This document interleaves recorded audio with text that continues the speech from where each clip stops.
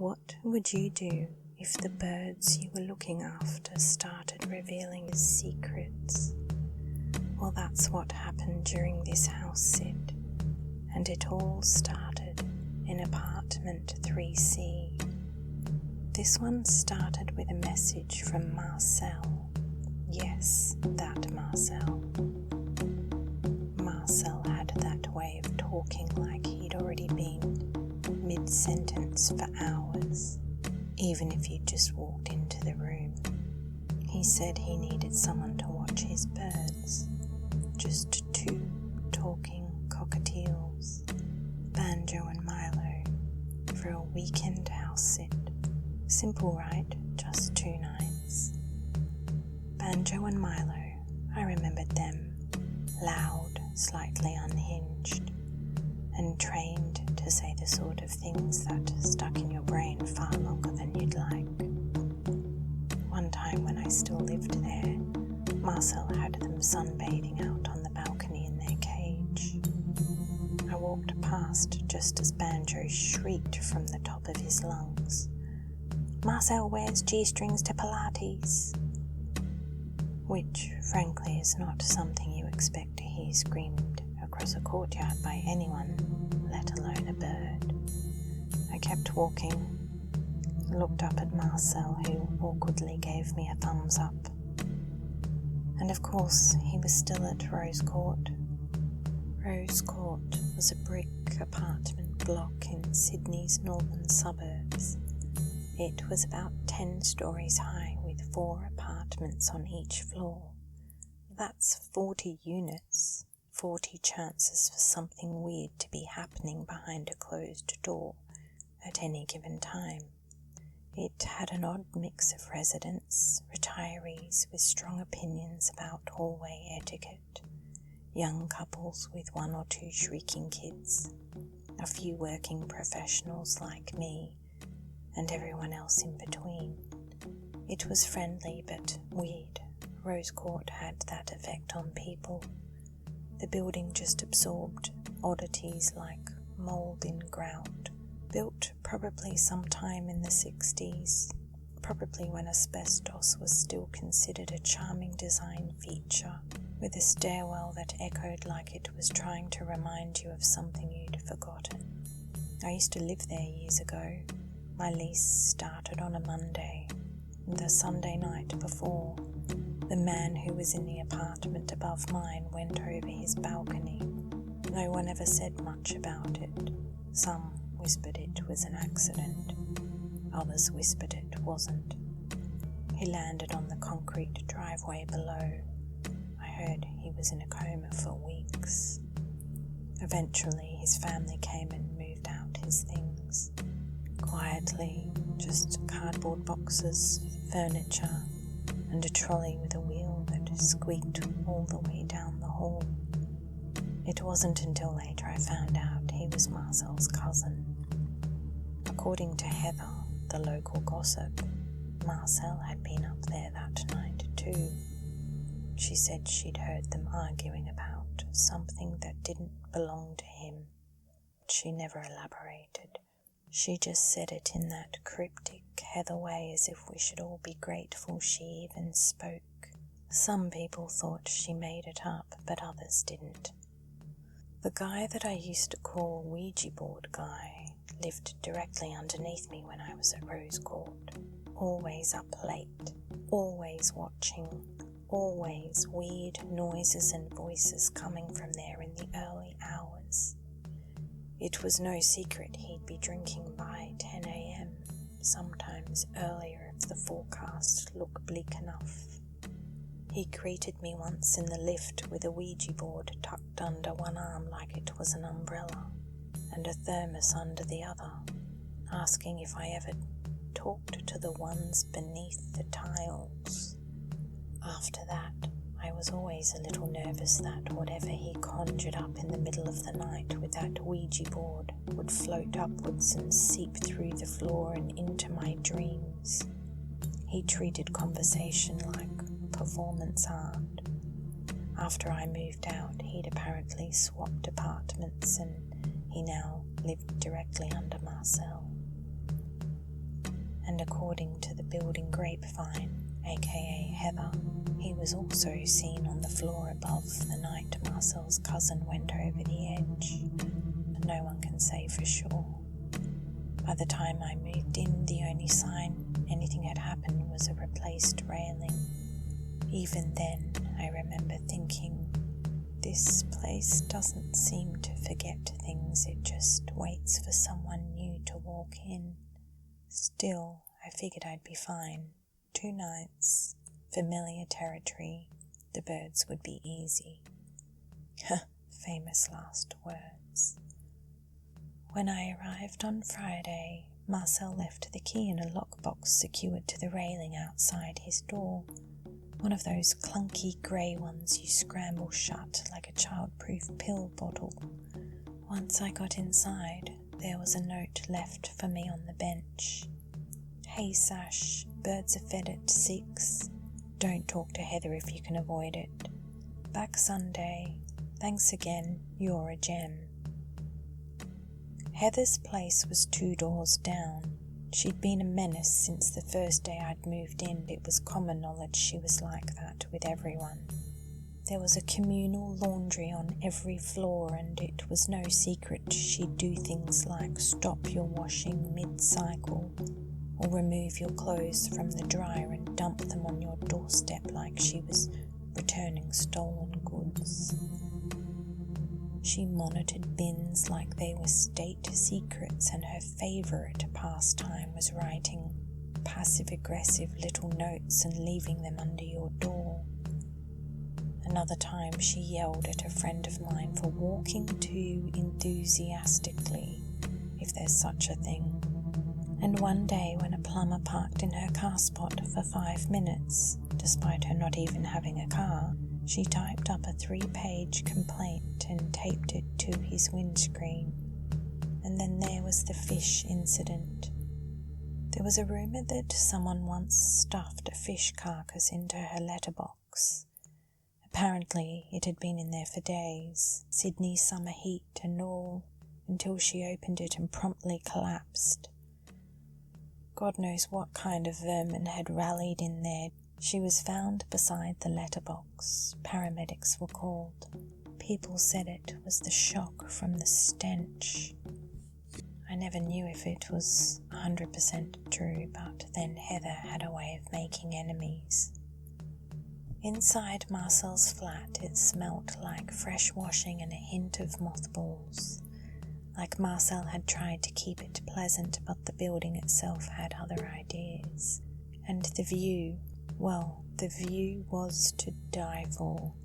A wide stretch over the treetops of Sydney's northern suburbs, rooftops dipping into the harbour. That first night, Friday night, I decided to grab dinner from one of the nearby cafes on the high street. As I stood near the curb outside Rose Court, waiting for a gap in the traffic, an Uber driver pulled up beside me. "Vietnamese takeaway?" he barked, leaning out of the window. I shook my head. That's when Ouija board guy appeared, like he'd stepped out from a hidden door. "That's mine," he said, snatching the bag. He nodded once, turned and disappeared back into Rose Court without another word. As I turned to head down the main street, Heather suddenly appeared behind me, her shoes squeaking against the concrete. "You're back," she said, like it was an accusation. "What did you do with Marcel? Don't tell me you've buried him in the walls." I laughed awkwardly and said something like, "Just here feeding the birds while he's away," and ducked through a gap in the traffic before she could follow it up with another question. By the time I got back upstairs, the flat was quiet, except for Banjo and Milo, rustling in their cage like they'd been gossiping. "She doesn't like people," Banjo muttered. "She's gonna get it," Milo added. Then, after a pause, "Bones again." I stood frozen in the doorway, takeaway container in hand, feeling like I'd stumbled into the the middle of an argument I wasn't meant to overhear. The rest of the night passed uneventfully. On Saturday morning I was up and pottering about and spotted a takeaway menu on Marcel's fridge with a copy of a receipt stapled to it. A Vietnamese place down the road. His order was circled on the menu: spring rolls, vermicelli noodles and charcoal grilled fish, the kind with bones. Coincidence? I wondered.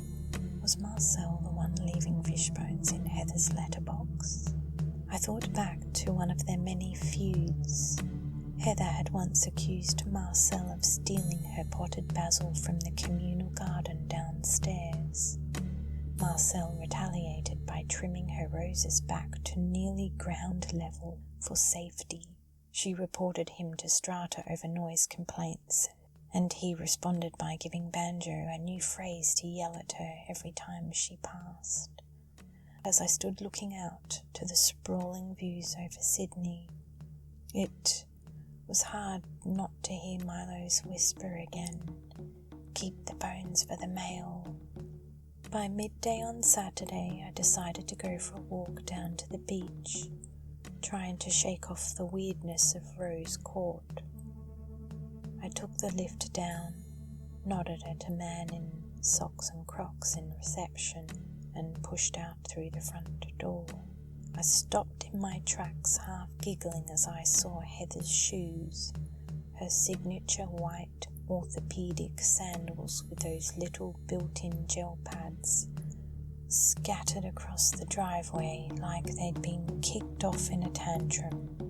One lay on its side like it had collapsed from the heat. The other was somehow wedged under the back tire of a silver Camry. I stared at them for a second too long, having a giggle and wondering how they came to be strewn across the driveway like this. And that's when her voice came, shrieking down from the third-floor hallway window like an air raid siren. "You think I don't know what you're doing?" she screeched at the top of her lungs. "You leave your little messages and think I won't notice." I shielded my eyes from the sun and looked up at her. There she was, curlers still in, robe flapping in the breeze, pointing a trembling little finger straight at me. "Those are my shoes. You think I didn't see you loitering down there last night, girl?" I opened my mouth to protest, but then closed it again.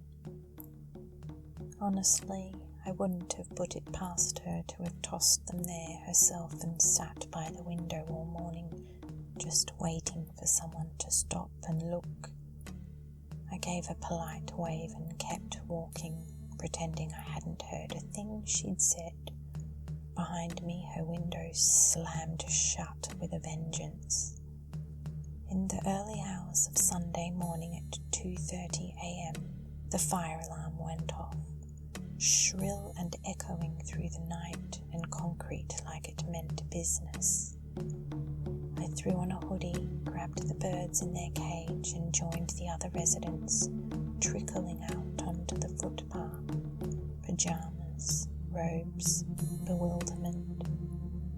One of the kids from level 6 was crying. A man in boxers yelled something about burnt toast.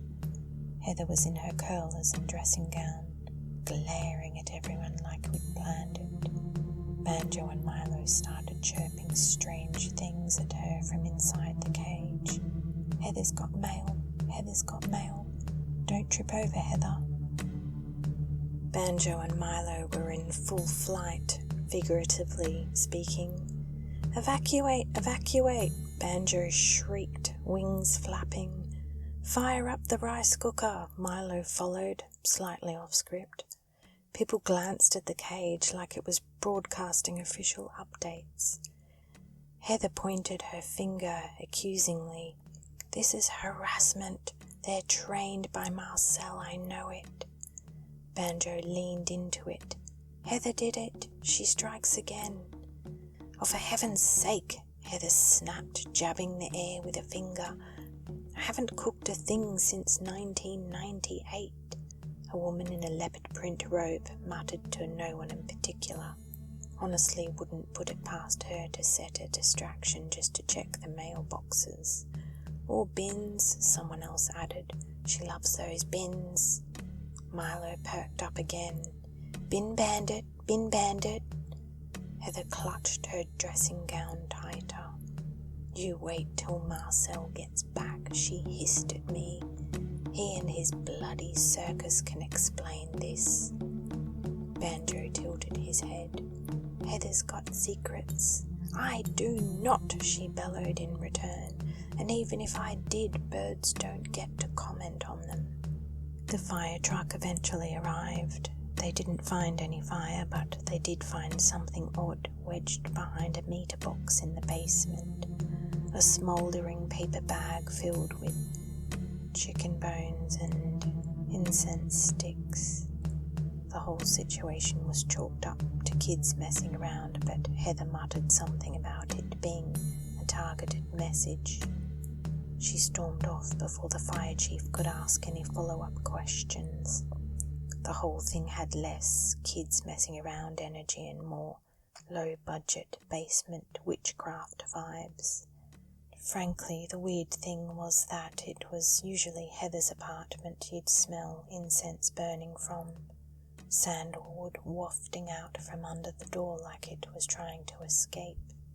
As we all trundled back inside Rose Court after the fire department gave us the all clear, Ouija board guy gave me a nod in the stairwell. Sometimes the building just wants to be heard, he said. I didn't ask what that meant. On Sunday morning I tidied the place and packed my things. Banjo and Milo were on a roll again. Knock knock, Banjo chirped. The witchy poo is on her broom. Milo followed with, compost the fish heads. I was mid-awkward laugh when there was an actual knock at the door. It was Heather, waving one of her solid orthopedic shoes at me. You need to tell Marcel to stop whatever this is, she said, glaring inside like I had him tied up the whole time. Whatever what is? I asked. She pointed at the birds. Them. Then she stomped off. The birds started screeching something about parsley and bin day and how Heather once threw out Marcel's basil like it was a biohazard. As I zipped my bag and got ready to leave, Banjo and Milo were back to their usual nonsense, bickering over millet, whistling the Home and Away theme tune, and muttering things like, that's not real cheese, and ask Glenn about the mop. I giggled. I leaned down to say goodbye.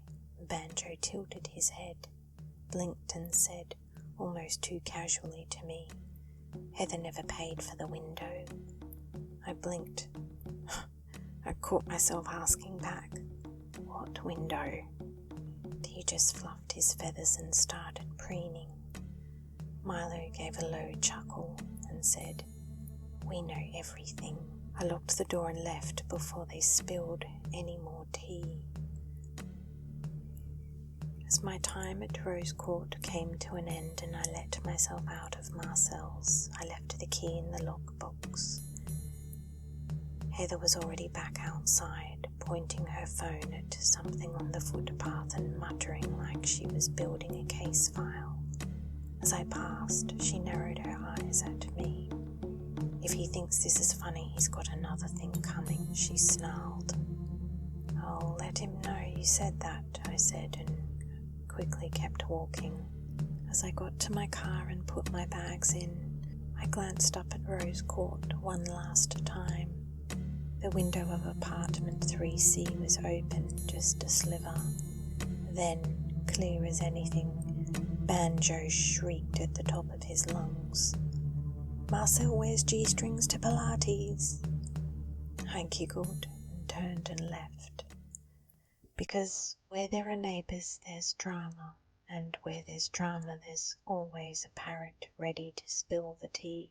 Not every house it is haunted.